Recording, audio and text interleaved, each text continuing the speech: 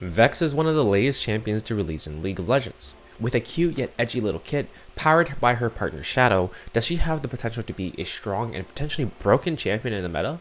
Let's find out.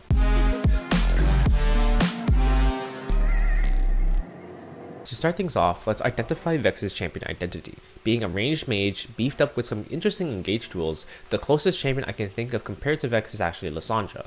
Of course, they have their differences, and there's definitely some things to contrast between the two champions, but Vex is the battle mage that thrives off of creating chaos in fights that she becomes a part of. The core to her engage is her passive, Doom and Gloom. This occasionally empowers Vex's basic abilities to implement a fear mechanic into them, and depending on which ability that's empowered, can significantly change Vex's capability and ways to play out fights.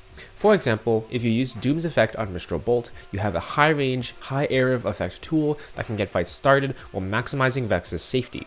However, another way you can get fights started is to start off with your ultimate, Shadow Surge, and then actually use your W after dashing in with your ultimate. What this does is actually leverage the area of effect of personal space and change your fear into your engage tool.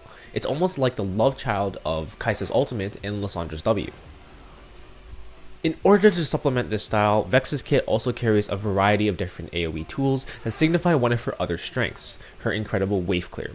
Every one of Vex's basic abilities deal a good amount of damage that also allow her to melt through waves if she so desires. This is an extremely helpful tool to have because one of Vex's other strengths is being able to provide high amounts of utility in both skirmishes and teamfights. Having good wave clear translates well into this because this means that Vex has a lot of agency to manipulate the wave in her favor, generate or contest lane priority, and then move to help to her teammates when necessary.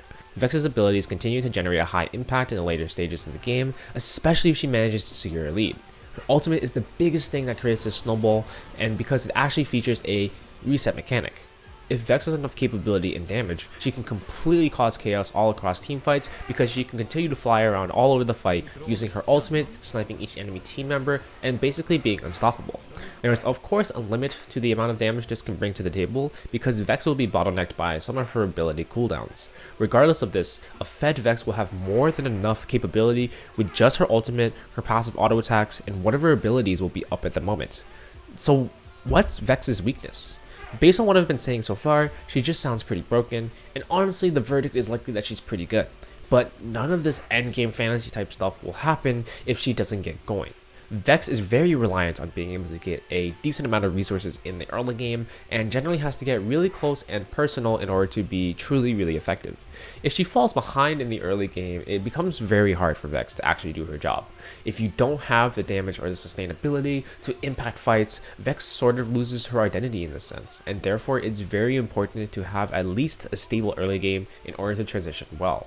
So overall, I'd still say Vex is a really viable champion, and if her numbers are right, then she definitely has a place in the meta. If you like what she brings to the table, I totally recommend buying what she's selling. Hope this video helps you guys out, and I'll see you in the next one. Stay fresh.